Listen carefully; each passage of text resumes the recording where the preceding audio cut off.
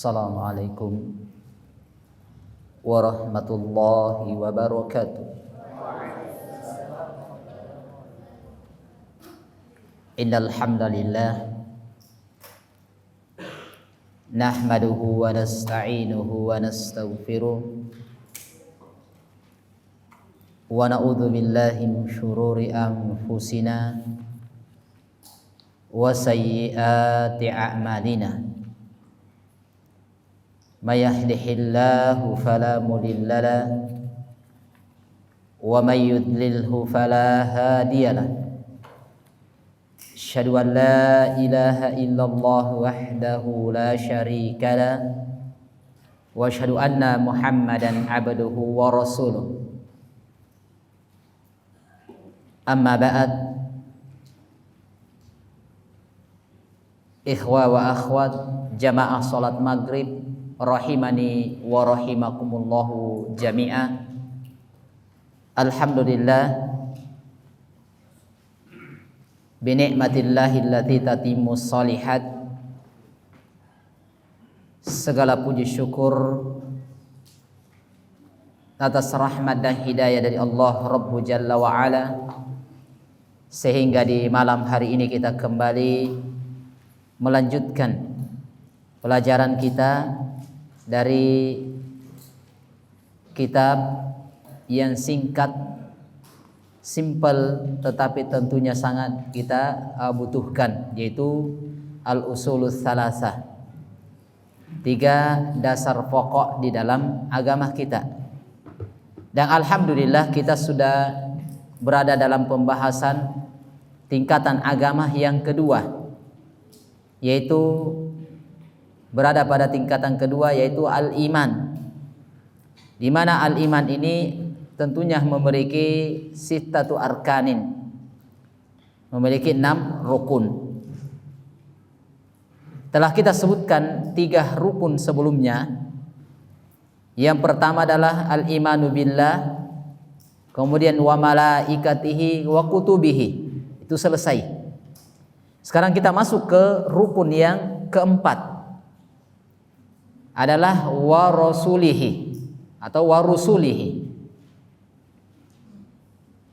Rukun yang keempat adalah mengimani rasul dari Rasul Allah Subhanahu wa ta'ala. Tentunya kalau kita lihat model atau bentuk rusul, itu adalah kata jamak dari kata rasulun. Berarti kata rasul ini adalah beberapa rasul. Artinya kalau rasul itu adalah al-mursal atau al-mab'uts, adalah yang diutus atau yang dikirim. Tentunya yang dimaksudkan di sini rasul adalah, kata Syekh Ibnu Utsaimin rahimahullahu taala, adalah man auha ilaihi minal bashar bi syar'in wa amrin bitablighihi. Inilah dikatakan seorang rasul, yaitu adalah manusia yang uhiya ilai, yaitu man uhiya ilai, orang yang diberi wahyu kepadanya dari kalangan manusia. Ingat, seorang rasul itu bukan malaikat, tetapi dia adalah merupakan manusia seperti kita. Hanya saja disebutkan adalah dia diberi wahyu. Ini penting jamaah yang dimuliakan oleh Allah Subhanahu wa taala. Kenapa para ulama mengingatkan? Bahkan Rasulullah sallallahu alaihi wasallam mengatakan pun, ana basyarun mithlukum. Saya ini adalah manusia seperti kalian. Artinya untuk menutup pintu-pintu yang bisa mengarah kepada beribadah atau nabi itu atau rasul itu disembah. Kenapa kita mau menyembah kepada nabi dan rasul padahal mereka adalah manusia seperti kita? Ini yang dimaksudkan di sini. Jadi disebutkan adalah man uhiya ilaihi minal bashar, adalah orang yang diberikan wahyu kepadanya dari kalangan manusia. Itulah rasul. Bisyar'in, dengan syariat. wa amrin bitablighihi, dan diperintahkan untuk menyebarkan atau menyampaikan syariat tersebut. Itulah rasul. Itulah yang namanya rasul. Dan disebutkan bahwasanya wa awwalur rusuli, rasul yang paling pertama disebutkan adalah Nuh alaihi salatu wassalam. Nabi Nuh. Itu rasul pertama. Wa akhiruhum Muhammadun sallallahu alaihi wasallam. Ya, rasul terakhir adalah nabi kita Muhammad sallallahu alaihi wasallam. Dari mana kita bisa tahu bahwasanya rasul yang pertama yang Allah turunkan adalah Nabi Nuh? Adalah firman Allah Subhanahu wa taala dalam surah An-Nisa ayat yang ke-163. Di mana Allah Subhanahu wa taala mengatakan inna auhayna ilaik kama auhayna ila Nuhin wan nabiyyina min ba'di. Inna, sesungguhnya, auhayna ilaika, kami wahyukan kepadamu sebagaimana kami wahyukan kepada Nuh dan nabi-nabi sebelumnya. Maka ini kata para ulama rahimahullahu taala, juga disebutkan dalam Sahihul Bukhari dari Anas bin Malik radhiyallahu an tentang hadisu asy-syafa'ah, tentang hadits tentang syafaat. Maka disebutkan ketika orang-orang, di mana Nabi sallallahu alaihi wasallam menyebutkan annan nasa ya'tuna ila Adam. Jadi nanti di hari kemudian manusia akan mendatangi Nabi Adam alaihi salatu wassalam untuk minta syafaat.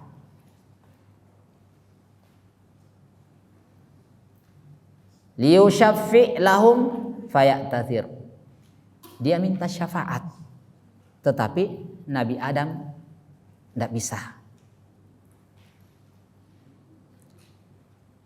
Maka mereka mengatakan wa yaqulu u'tu Nuhan, datangi Nabi Nuh.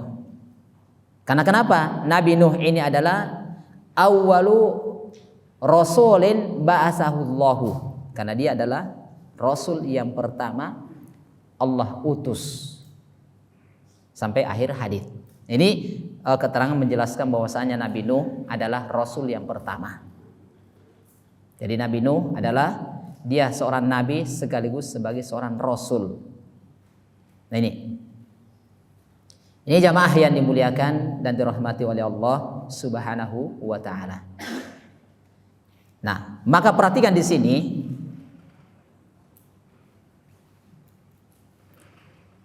kata war rasul, kata rasul diuraikan bahwasanya dia adalah basyarun, adalah manusia biasa. Makhlukuna laisa lahum min khasaisir rububiyyati wal uluhiyyati syai'. Nah, perhatikan di sini kata Syekh Ibnu Utsaimin. Rasul adalah manusia biasa di mana mereka adalah makhluk laisa lahum min khasais. Dia tidak punya khususan tertentu dalam masalah rububiyah. Dia manusia biasa.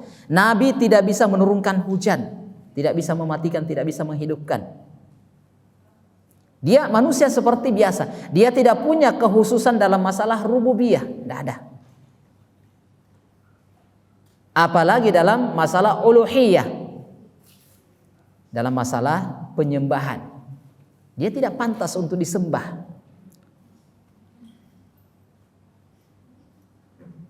Ini kata Syekh Ibnu Utsaimin rahimahullahu ta'ala. Bahkan Nabi sallallahu alaihi wasallam itu tidak, Nabi dan Rasul itu tidak bisa mendatangkan manfaat, tidak bisa juga mendatangkan bahaya, mudarat. Sebagaimana diterangkan oleh Allah Subhanahu wa taala di dalam Al-Qur'an dalam surah Al-A'raf ayat 188, di mana Allah Subhanahu wa taala memerintahkan kepada nabinya sallallahu alaihi wasallam, "Qul," katakan Muhammad, "La amliku li nafsi naf'an wala darra illa ma syaa Allah." Nabi menutup celah adanya sangkaan, adanya persangkaan bahwasanya Nabi bisa begini, Nabi bisa begini. Maka langsung Allah Subhanahu wa taala tutup jalan ini, katakan wahai Muhammad, La amliku li nafsi naf'an wala darra. Saya tidak bisa mendatangkan manfaat atau menghindarkan diri saya dari bahaya. Illa masya Allah, kecuali apa yang Allah kehendaki. Kata Rasulullah sallallahu alaihi wasallam, walau kuntu a'lamul ghaibah, seandainya saya tahu perkara gaib, laktasartu minal khair,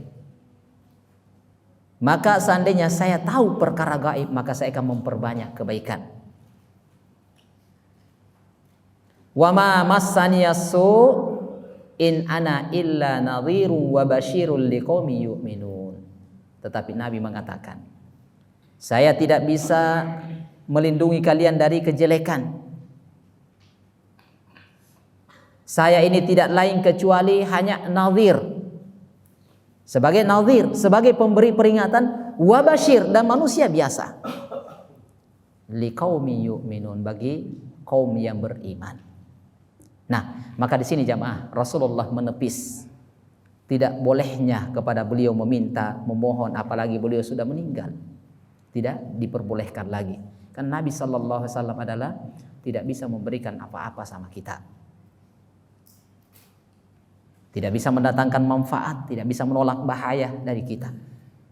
Dalam ayat lainnya juga disebutkan dalam surah Al-Jin ayat 21-22. Di mana Allah Subhanahu wa taala memerintahkan kepada nabinya, "Qul," katakan Muhammad, "Inni la amliku lakum darra wala rasyada." Qul inni la yujirani minallahi ahad walan ajida min dunihi multahada. Ini langsung disebutkan. Katakan wahai Muhammad, sampaikan kepada mereka, sesungguhnya saya ini, kata Nabi sallallahu alaihi wasallam, tidak bisa memberikan manfaat, tidak bisa juga mendatangkan bahaya kepada kalian. Katakan wahai Muhammad, inni la yujirani minallahi ahad. Saya tidak bisa melindungi seseorang dari azab Allah Subhanahu wa taala. Walan ajida min dunihi multahada, dan saya tidak bisa menjadikan seseorang itu adalah multahada, tempat berlindung, tidak bisa. Artinya dari sini adalah menghindarkan dari segala sesuatu adanya persangkaan, adanya dugaan Nabi bisa begini dan bisa begini. Maka ini tidak. Dan inilah yang kita saksikan jamaah. Ketika jamaah haji dan umroh, kita saksikan subhanallah. Mereka berupaya semaksimal mungkin untuk bagaimana ke kuburan Nabi sallallahu alaihi wasallam untuk mencari keberkahan. Padahal Nabi sallallahu alaihi wasallam yang ada adalah hanya disyariatkan untuk menziarahi, mengunjungi kuburan beliau. Itu pun hanya berselawat kepada beliau. Maka ini jamaah yang dimuliakan dan dirahmati oleh Allah Subhanahu wa taala. Maka keterangan di sini Syekh Ibnu Utsaimin rahimahullahu taala menyebutkan seorang nabi dan rasul tidak pantas diberikan kepada mereka tentang uluhiyah dan rububiyah. Karena dia adalah manusia biasa seperti kita. Ini jamaah yang dimuliakan dan dirahmati oleh Allah Subhanahu wa taala. Ini muqaddimah atau sedikit pendahuluan yang disebutkan oleh Syekh. Kemudian setelah itu kata beliau, ketika kita mengatakan saya mengimani adanya Rasul, maka kata beliau, wal imanu bir rusuli yatadhammanu arba'ata umurin. Ini intinya. Tak kala kita mengucapkan saya mengimani adanya Rasul, maka ada 4 konsekuensi yang harus kita perhatikan dan harus kita yakini. Yang pertama adalah al-awwalu, yang pertama, al-imanu bi anna risalatahum haqqum minallahi ta'ala. Ketika kita mengatakan saya mengimani adanya Rasul, berarti kalau begitu kita imani risalah apa yang dibawa, risalah kerasulan dan kenabian yang dibawa itu benar datangnya dari Allah Rabbu Jalla wa Ala. Tidak boleh ragu sama sekali. Ini konsekuensi yang pertama, keharusan yang pertama ketika kita mengatakan saya mengimani adanya Rasul. Saya beriman kepada Allah, malaikatnya, kitab-kitabnya, dan rasulnya. Ini konsekuensinya. Berarti kita harus yakini risalah apa yang dibawa oleh para nabi dan rasul datangnya dari Allah Subhanahu wa taala dengan benar. Yang kedua, kata beliau, konsekuensi ketika kita mengatakan saya beriman atau mengimani rasul, kata beliau, al-imanu bima alimna ismahu minhum bi asma'ihi. Ya, harus kita yakini. Kita harus yakini bahwasanya ada nama dari nama-nama nabi. Ada nama dari nama nabi. Hanya saja kita imani yang kita tidak tahu secara khusus. Adapun yang kita tidak tahu namanya, kita imani dia secara umum. Ini jadi kita harus mengimani nama dari nama mereka, seperti Nabi Muhammad, Nabi Ibrahim, Nabi Isa, Nabi Musa, dan Nabi Nuh alaihi wassalatu wassalam. Bahkan kelimah nabi ini yang dikenal dengan hum ulul azmi minar rusul. Nabi yang memiliki tekad perjuangan yang luar biasa. Mereka dikenal dengan ulul azmi, Muhammad, Ibrahim, Musa, Isa, dan Nuh. Inilah yang dikenal dengan ulul azmi minar rusul. Sebagaimana diterangkan oleh Allah Subhanahu wa taala di dalam Al-Qur'an dalam surah Asy-Syura ayat 13, Allah Subhanahu wa taala mengatakan, syara'a lakum minad dini ma wassa bihi Nuha walladzina auhayna ilaika. Jadi syara'a lakum minad din, disyariatkan kepada kalian dari agama apa yang telah disyariatkan kepada Nuh dan orang-orang yang kami wahyukan, atau walladzina auhayna ilaika, dan apa yang kami wahyukan kepadamu, itu Muhammad sallallahu alaihi wasallam. Wa ma wassayna bihi Ibrahima wa Musa wa Isa. Langsung disebutkan 5. Nuh, Nabi Muhammad sallallahu alaihi wasallam, Nabi Ibrahim, Musa, dan Nabi Isa. Ini yang dikenal dengan ulul azmi. Inilah dikenal dengan ulul azmi. Kemudian disebutkan wa amma ma lam na'lam ismah. Di antara mereka ada yang kita tidak kenal namanya. Fa nu'minu bihi ijmalan, maka kita imani secara umum. Ada nabi yang tidak disebutkan namanya. Sebagaimana firman Allah Subhanahu wa taala dalam surah Ghafir ayat yang ke-78.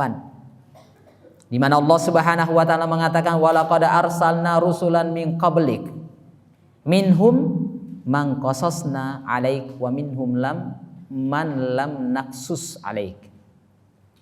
Jadi sungguh benar-benar kami telah mengutus seorang rasul sebelum kamu.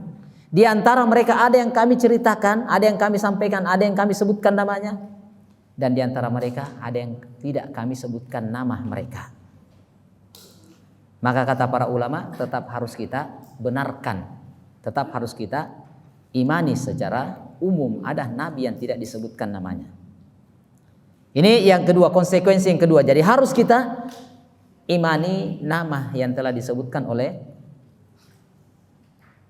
Nabi kita Muhammad sallallahu alaihi wasallam. Yang ketiga adalah konsekuensi tak kala kita mengatakan saya mengimani Rasul adalah tasdiqu ma sahha anhum min akhbarihim.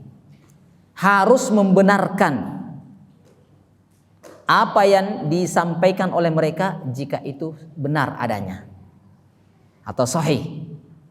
Nah, kita harus terima, harus benarkan. Nabi sallallahu alaihi wasallam mengatakan begini, hadisnya sahih, kita terima, kita benarkan. Sehingga ini tasdik adalah membenarkan ma sahha anhum min akhbarihim. Kita benarkan apa yang datang dari Rasul-Rasul ini, dari apa yang disampaikan, apa yang dikhabarkan, kita benarkan. Contoh misalnya seperti nanti di hari kemudian akan terjadi yang namanya azab dan nikmat kubur. Harus kita yakini karena ini dari Nabi sallallahu alaihi wasallam. Walaupun belum terlihat.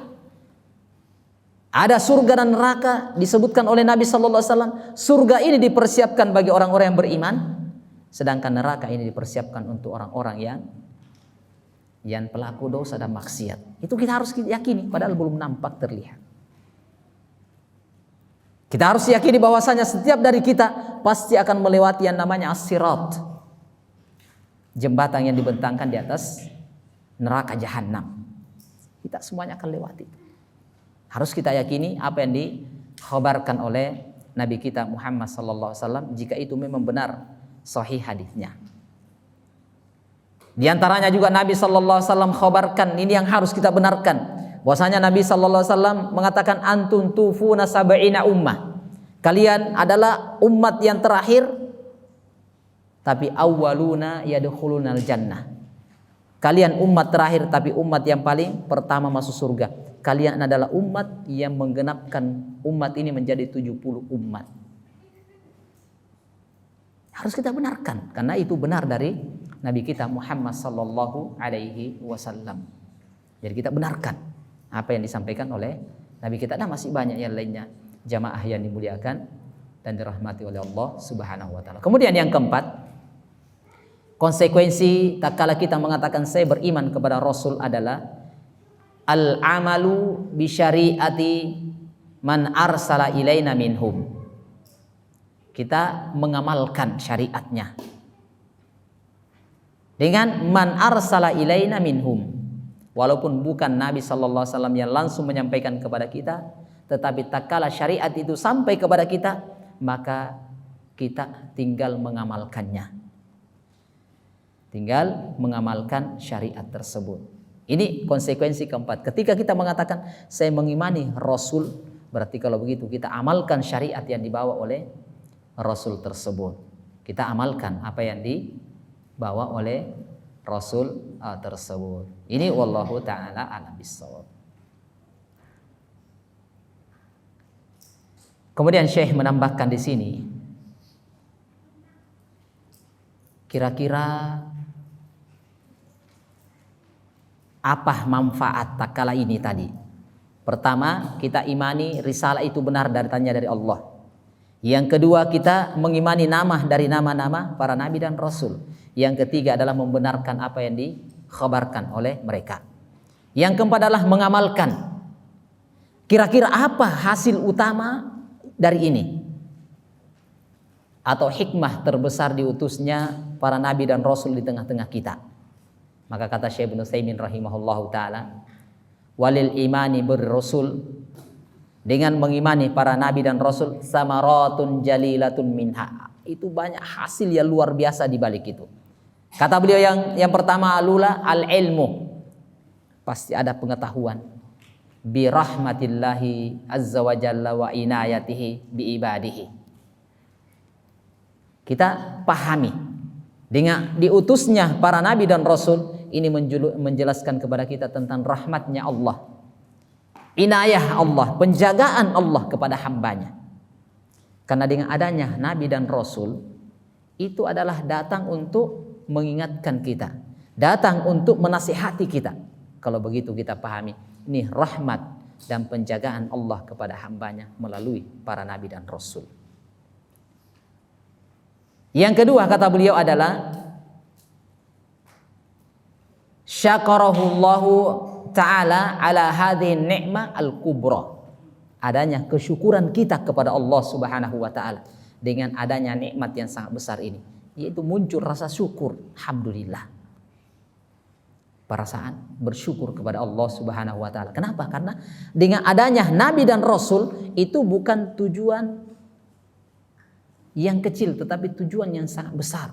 Inilah rahmat Allah, inilah penjagaan Allah. Kalau begitu menghasilkan adanya rasa syukur kepada Allah Rabbu Jalla wa Ala. Kemudian hasil atau buah yang ketiga yang bisa kita petik dengan adanya mengimani Rasul ini adalah kata beliau adanya mahabbatur rusul alaihi mussalatu wassalam wa ta'zimihim. Adanya kecintaan kepada mereka. Karena mereka ini utusan Nabi. Memuliakan mereka, mengagungkan mereka, tetapi jangan berlebih-lebihan jamaah. Wassana'u alaihim, tentunya bima yaliku bihim. Kita puji, kita sanjung, kita besarkan dia, kita dudukkan sesuai dengan posisinya, tanpa jangan berlebih-lebihan jamaah. Karena sebab terjatuhnya seseorang di dalam kesyirikan tak kala dia memiliki sifat gulu, berlebih-lebihan. terlalu memuji, terlalu menyanjung, terlalu membesarkan, berlebih-lebihan di dalamnya, maka ini yang akan membahayakan kita. Ini jamaah yang dimuliakan dan dirahmati oleh Allah Jalla wa Ala. Maka dengan ini selesai hikmah besar di balik adanya keimanan kita kepada Rasul sallallahu alaihi wasallam dan rasul-rasul sebelumnya. Ini yang keempat. Kemudian yang kelima, di antara rukun dari rukun iman yang kelima adalah wal yaumil akhir. Beriman kepada hari akhir. Nah, ini selanjutnya yang kelima. Kata Syekh Ibnu Utsaimin rahimahullahu taala, apa yang dimaksud dengan yaumul akhir? Kata beliau adalah yaumul qiyamah. Ketika dikatakan hari akhirat, berarti itu adalah hari kiamat. Ini kata beliau.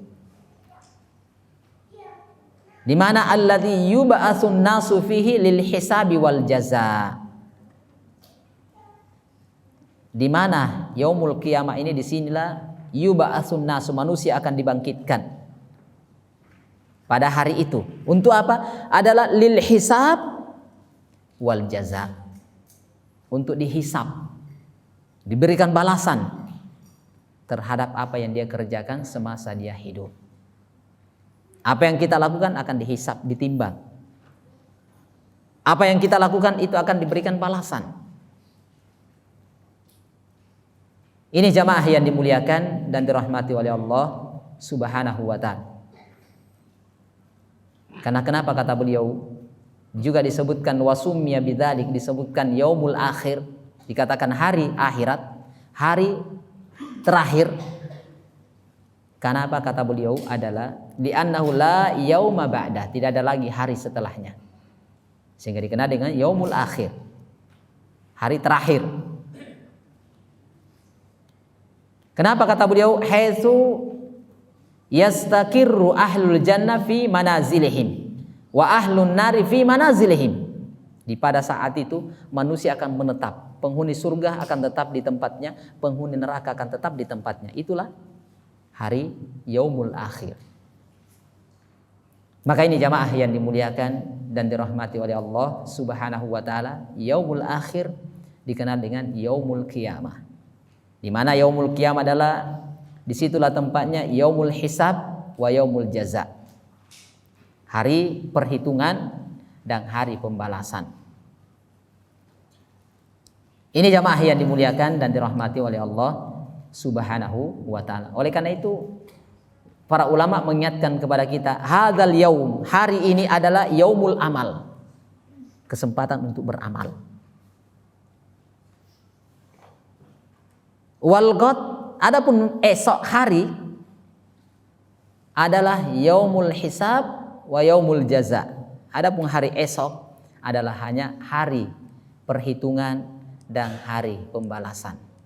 Kalau amalan kebaikan setelah kita dihisab ternyata banyak, maka merasakan jaza yang luar biasa. Tetapi sebaliknya, ketika amalan kebaikan kita sedikit, maka yang akan kita dapatkan adalah tentunya akan siksaan. Karena disitulah akan diberikan balasan sesuai dengan apa yang kita lakukan. Oleh karena itu ada ucapan orang-orang bijak jamaah. Ada ucapan orang-orang bijak. Mereka mengatakan ad-dunya mazra'atul akhirah. Dunia itu adalah mazra'ah, tempat untuk menanam. Wa fid dunya tazra'atul hasanati was sayyiat. Wa fid dunya tazra'atul hasanati was sayyiat. Di dunia ini adalah tazra'ah, tempat untuk menanam atau melakukan kebaikan atau kejelekan. Wa fil akhirati yakunu hasadan, sedangkan di negeri akhirat itu tempat untuk memanen, mengambil hasil apa yang telah kita tanam. In kana khairan fahuwa khairul lah. Jika kebaikan yang kita tanam, kebaikan pula yang akan kita dapatkan. Demikian pula sebaliknya. Jika semasa hidup kita isi dengan perbuatan maksiat, perbuatan dosa dan kejelekan, maka itu pula yang akan kita dapatkan nanti balasannya di akhirat. Maka jamaah yang dimuliakan dan dirahmati oleh Allah Subhanahu wa ta'ala, semua di kalangan kita tentunya akan ada pertanggungjawaban adanya tanggung jawab, adanya segala apa yang kita kerjakan itu akan menjadi tanggung jawab kita nanti di hari kemudian, karena itu semuanya akan ditimbang. Tidak akan ada seorang pun yang akan terdolimi di saat itu. Oleh karena itu jamaah yang dimuliakan oleh Allah Subhanahu wa taala, di akhirat nanti ketika yaumul hisab itu akan ada seorang istri menggugat suaminya. Ada seorang anak akan menggugat kedua orang tuanya. Kok bisa? Di pengadilan itulah nantinya jamaah. Mungkin di dunia masih bisa kita menghindar. Tetapi di akhirat pengadilan itu akan diletakkan dengan seadil-adilnya. Itulah yaumul hisab. Maka yang sudah berkeluarga, perhatikan keluarga jamaah. Akan ada nanti masanya. Ketika sang istri ini menggugat suaminya, kenapa? Suaminya hanya menjadi adalah pabrik-pabrik untuk menghasilkan uang. Dia tidak pernah memikirkan bagaimana istrinya ini bisa selamat. Yang dia pikirkan bagaimana dia menjadi orang yang sukses di dunia dengan kekayaannya. Itu yang mereka pikirkan. Bagaimana supaya ini, tapi dia tidak pernah mengajari istrinya bagaimana tata cara sholat yang benar. Dia tidak pernah mengajari istrinya bagaimana berpakaian dengan pakaian yang syar'i. Oleh karena itu Allah Subhanahu wa taala mengingatkan, ku anfusakum wa ahlikum nar. Jaga diri kalian, keluarga kalian dari api neraka. Sinilah jamaah akan adanya nanti suami akan digugat oleh istrinya. Demikian pula ada orang tua yang akan digugat oleh anaknya. Akan mendapatkan gugatan dari anak-anak mereka. Dia sibuk dengan majalisut ta'lim, dengan pengajian, tapi dia tidak pernah urus istri dan anaknya. Dia tidak pernah ajari anaknya.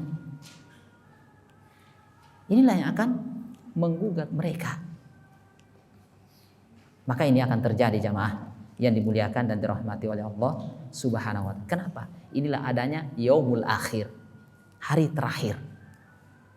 Tidak ada lagi hari setelahnya. Maka jamaah yang dimuliakan dan dirahmati oleh Allah Subhanahu wa taala, Syekh di sini menyebutkan bahwasanya ketika seseorang mengatakan saya mengimani adanya hari akhirat, berarti ada konsekuensi yang harus dia kerjakan. Yang pertama kata beliau, wal imanu bil yaumil akhir yatadammanu salasata umurin. Ada 3 perkara yang merupakan konsekuensi ketika kita mengatakan saya beriman kepada hari akhirat. Yang pertama adalah al imanu bil ba'tsi. Harus kita yakini, harus kita imani adanya hari kebangkitan.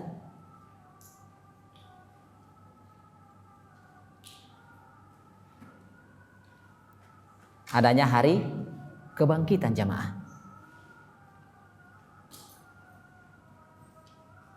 Allah Subhanahu wa taala mengatakan,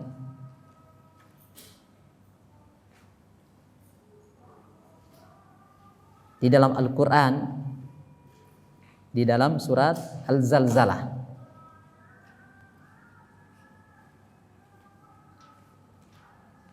bahwasanya di situ disebutkan dalam surah Al-Zalzalah, apa ayatnya? Tuhaditsu akhbaraha bi anna rabbaka awhala yauma idzin yasdurun nasu ashtatan liyurau a'malahum faman ya'mal mithqala dzarratin khairan yara wa man ya'mal mithqala dzarratin syarran yara. Disebutkan di situ manusia akan dibangkitkan untuk diperlihatkan apa yang telah mereka kerjakan. Jika kebaikan sekecil apapun akan dia lihat. Kalau kejelekan sekecil apapun dia akan diperlihatkan. Semuanya akan kita jadi pertanggungjawaban jamaah. Maka harus kita yakini ada yaumul ba'ts, ada hari kebangkitan. Ini yang pertama. Kemudian yang kedua, konsekuensi dari ini adalah kita harus imani bahwasanya ada namanya al-imanu bil hisabi wal jaza. Harus kita imani ketika mengatakan hari akhirat, berarti di situ akan ada namanya yaumul hisab wal jaza. Ada hari pembalasan. Ada hari dihisab di mana manusia akan mempertanggungjawabkan segala sesuatu yang dia kerjakan, segala sesuatu yang dia lakukan dan kerjakan. Maka oleh karena itu ketika kita ingin melakukan sesuatu, maka perhatikan jamaah, apakah ini dibolehkan atau tidak, apakah ini amalan kebaikan atau kejelekan, maka perhatikan di situ. Kemudian yang ketiga, ketika kita mengatakan saya beriman kepada hari akhirat, berarti al-imanu bil jannati wan nar. Maka kita harus imani ada surga dan ada neraka. Yang mana kita ketahui surga ini adalah tempat terakhir bagi orang-orang yang beriman. Sedangkan neraka ini adalah tempat terakhir bagi orang-orang yang tidak beriman kepada Allah atau orang-orang yang berdosa atau bermaksiat kepada Allah Subhanahu wa taala. Sebutkan bahwasanya an-nar adalah darul azab. Neraka itu adalah rumahnya, tempat tinggalnya orang-orang yang akan diazab. Yang mana disebutkan a'addaha Allahu taala lil kafirin wadh dhalimin. Dipersiapkan untuk orang-orang kafir dan orang-orang yang zalim, pelaku maksiat. Maka ini jamaah yang dimuliakan dan dirahmati oleh Allah Rabbu Jalla wa Ala.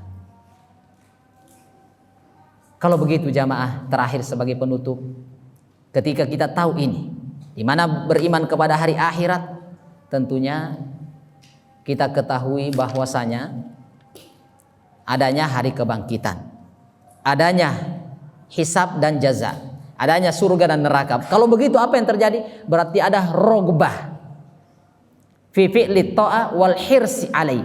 Berarti ada semangat, ada motivasi, ada dorongan di atas untuk semakin taat, semakin baik untuk melakukan kebaikan, karena akan ada hari pembalasan.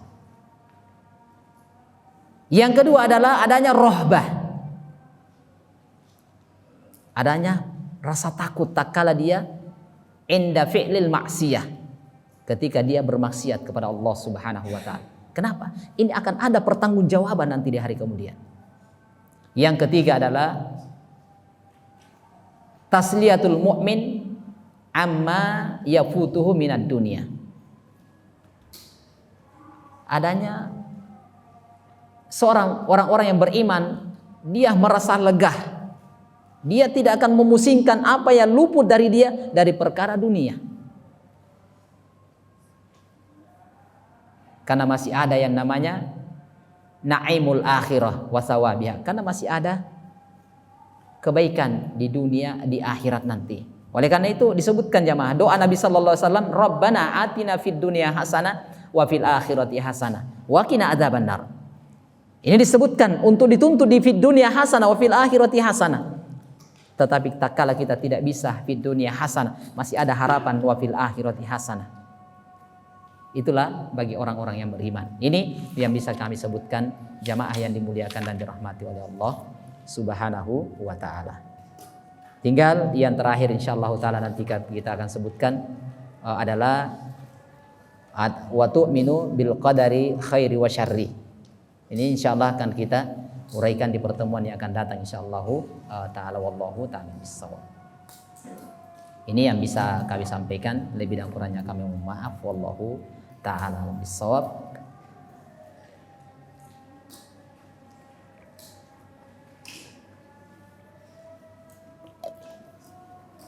Kemudian sebelum kita tutup ini, masya Allah, barakallahu fikum jami'an. Teman-teman dia siapkan untuk antum semuanya, masya Allah. Hadiah bagi orang-orang yang bisa menjawab pertanyaan. Saya mau dulu dari arah depan ini. Di arah depan, yang paling belakang dulu, paling belakang sekali. Belum pernah ya? Sudah? Belum pernah? Sudah? Belum pernah? Naam. Kum. Berdiri. Saya mau kasih pertanyaan supaya tidak dapat hadiah.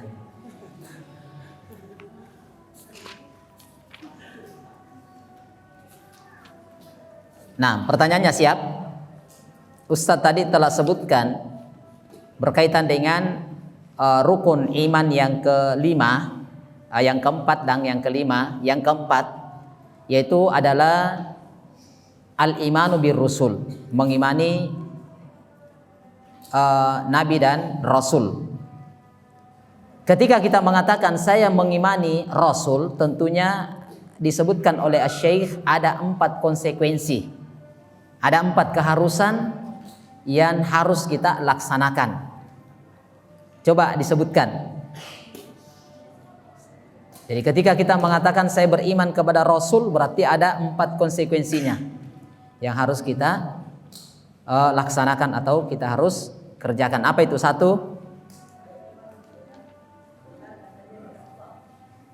ya, yang kedua, ya, naam, masya Allah. Yang ketiga,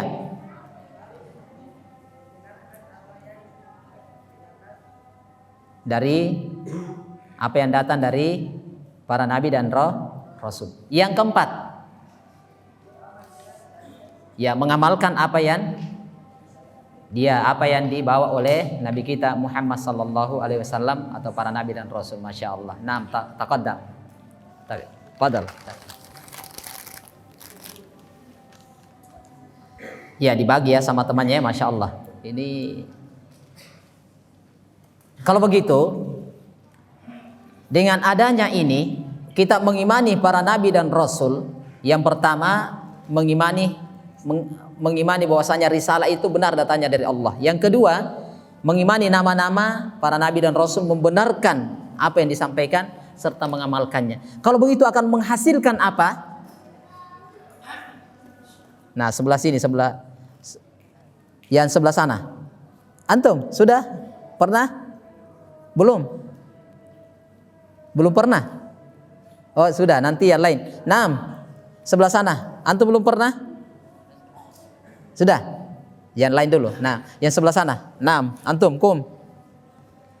Nah, apa yang terhasilkan dari itu ketika kita mengatakan saya mengimani risalah itu benar dari Allah, nama-nama, membenarkan apa yang diinformasikan, kemudian mengamalkan syaratnya, apa konsekuensinya? Ya. Apa yang dihasilkan dari itu?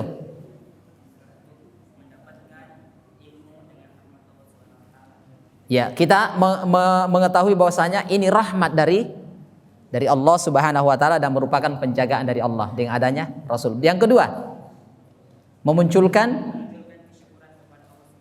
dengan nikmat ini. Datangnya Nabi, Rasul sama dengan ini. Antum kedatangan ustadz mengajari, itu nikmat besar, butuh disyukuri. Yang ketiga, ya, mencintai mereka, terus menghina mereka.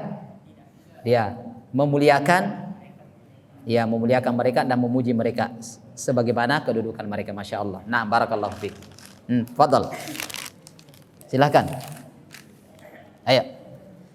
Terakhir dari arah sebelah sini. Nah, ini yang paling kecil. Nah, antum, iya, yang paling di depan. Iya. Nah, terakhir ini.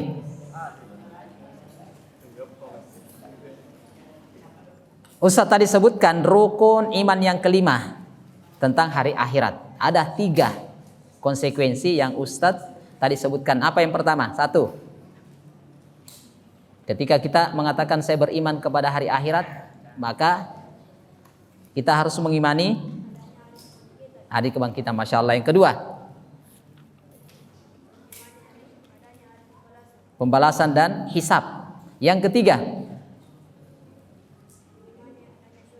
masya Allah. Berarti kalau begitu harus semangat beramal. Dibalas, kan dihisab, adanya surga dan neraka, masya Allah. Taqaddal, barakallahu fiik. Insyaallah. Nah, itu yang bisa kami sebutkan insyaallah taala karena waktu yang ada. Nah, barakallahu fiikum jami'an atas istimak kalian antum semuanya, dan inilah yang bisa kami sebutkan dari kekurangan. Wallahu ta'ala bissawab. Subhanakallahumma rabbana wa bihamdik asyhadu an la ilaha illa anta astaghfiruka wa atubu ilaik. Assalamualaikum warahmatullahi wabarakatuh.